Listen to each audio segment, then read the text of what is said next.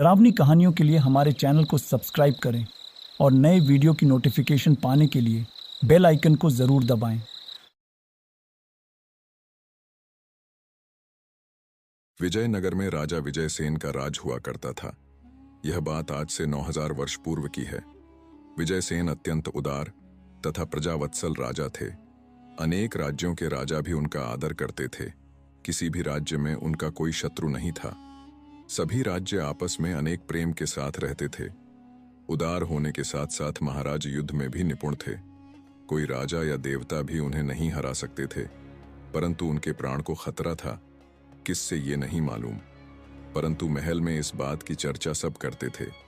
महल में भी सभी मंत्री तथा अन्य सेवक भी महाराज के वफादार थे। मंत्री तथा सेवकों में भी गहरी दोस्ती थी। सभी लोग मिलजुल कर रहते थे। उनमें से एक ऐसा मंत्री था जो महाराज का अत्यंत विश्वास पात्र था। महाराज जो भी बातें किसी को नहीं बताते, वह सभी बात अपने मंत्री अभिमान प्रताप को बताते। अभिमान प्रताप भी महाराज का अत्यंत सम्मान करता था। एक दिन राजमहल में एक सन्यासी आए। महाराज ने उनका आवभगत किया और वापस जाते वक्त उन्होंने राजा को एक फल दिया और कहा, महारानी को यह फल खिला देना। राजा ने उनकी बात मान ली और फल ले जाकर महारानी को दे दिया और सभी बात बताई। महारानी ने सहजता से फल को ग्रहण कर लिया, परंतु उसके कुछ दिनों बाद महल में विचित्र घटनाएं घटने लगी। महल में किसी की रोने की आवाज आने लगी। जहां से आवाज आती थी उस स्थान का अनेक बार निरीक्षण करके देखा गया, परंतु कोई नहीं मिला। सैनिकों के जाने के बाद वह आवाज फिर प्रारंभ हो जाती थी। एक दिन यह खबर महाराज तक जा पहुंची। महाराज ने स्वयं जानने का निश्चय किया। उस रात्रि महाराज सोने का बहाना बनाकर बिस्तर पर लेटे हुए थे। तभी उन्हें कमरे में किसी के पायल की आवाज सुनाई दी। महाराज इंतजार करने लगे कि पायल की आवाज थोड़ी कम हो, तभी वे इस राज को स्वयं हल करेंगे। तभी पायल की आवाज कम हुई। महाराज अपनी तलवार के साथ आगे बढ़े।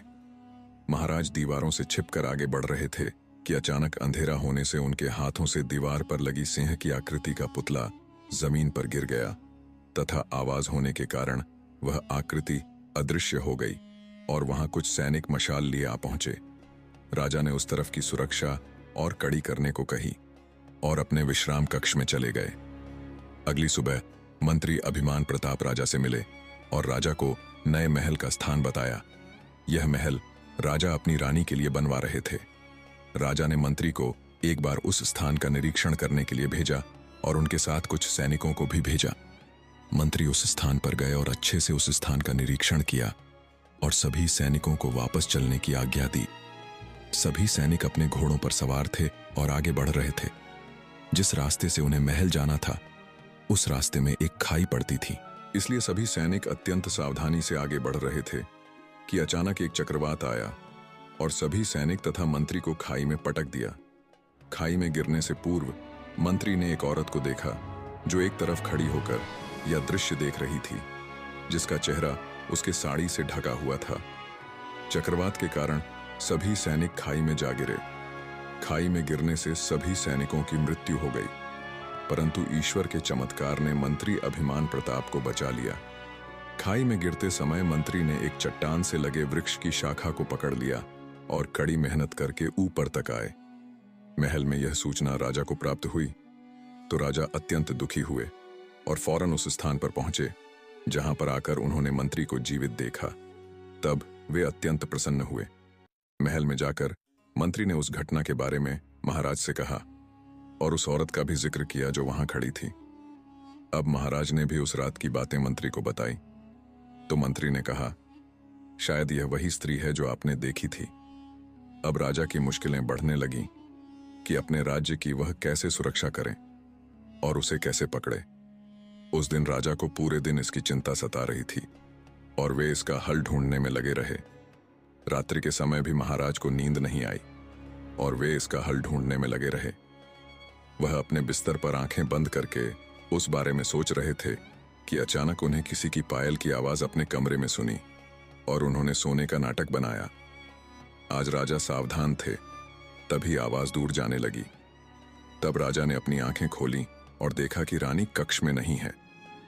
इस बार राजा सावधानी से आवाज वाली दिशा में आगे बढ़ रहे थे। तभी अचानक उन्होंने एक परछाई देखी जो महल से बाहर जा रही थी, और पायल की आवाज भी उसी की थी। राजा ने सावधानी से उसका पीछा किया। वह परछाई जंगल में बनी एक झोपड़ी में गई। राजा ने झोपड़ी में एक टूटे हिस्से से देखा तो वह हैरान रह गया, क्योंकि वह परछाई रानी की थी और रानी एक साधु से मिलने आई थी। तभी राजा ने साधु को भी पहचान लिया। वह साधु वही था जो राजा से महल में मिला था और जिसने फल दिया था। राजा ने उसकी बात सुनी तो हैरान रह गया। रानी के अंदर आत्मा थी और यह सब वही कर रही थी। तभी साधु ने राजा को देख लिया और उसने रानी को बता दिया।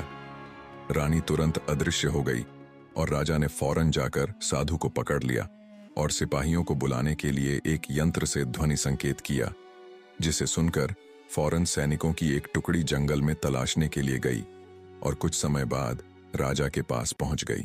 राजा ने साधु को सैनिकों के हवाले कर दिया और दरबार में पेश करने को कहा और स्वयं वहां से महल वापस लौट आए। अगले दिन सुबह साधु को दरबार में पेश किया गया। राजा ने पूछा, तुम जंगल में रानी के साथ क्या कर रहे थे?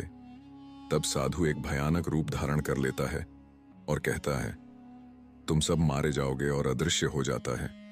राजा तथा सारे मंत्री यह दृश्य देखकर दंग रह जाते हैं और राजा उसकी बातों को बार बार सोचता है और तंग आकर महल से बाहर जंगल में चला जाता है।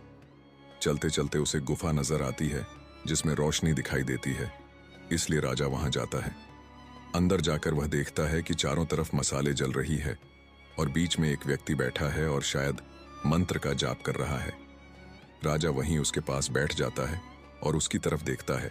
उसके मुख पर तेज था तथा मुस्कान साफ नजर आ रही थी। राजा वहीं बैठा रहता है। कुछ समय बाद उस व्यक्ति की आंखें खुलती हैं जो मंत्रों का जाप कर रहा होता है। वह उठता है और राजा के पास जाकर पूछता है, कहिए राजन, यहां कैसे आना हुआ? तो राजा आश्चर्यचकित रह जाते हैं कि वह उन्हें कैसे पहचान गया, क्योंकि राजा मशाल से काफी दूर पर थे और वह अपनी शाही मुकुट महल में रखकर आए थे। जब राजा ने पूछा कि आप मुझे कैसे पहचान गए, तो उसने कहा, मेरे पास दिव्य शक्तियां और मैं भूत और भविष्य दोनों देख सकता हूं। तब राजा ने अपनी आपबीती बताई। तब राजा को झांत हुआ कि उनके पूर्वजों ने इसी राज्य के लालच में आकर यहाँ की राजकुमारी और राजा की हत्या कर दी थी। मित्रता के आड़ में राजा के पूर्वजों ने अपने मित्र राज्य पर रात्रि में आक्रमण कर दिया और उस समय राजा भी उसमें शामिल थे और यह उनका पुनर्जन्म है। राजा अब महल पहुंचकर कमरे में गए। अचानक कमरे से चीख निकली और जब जाकर मंत्रियों ने देखा तो राजा का शव पलंग पर पड़ा था और रानी के हाथों में तलवार थी।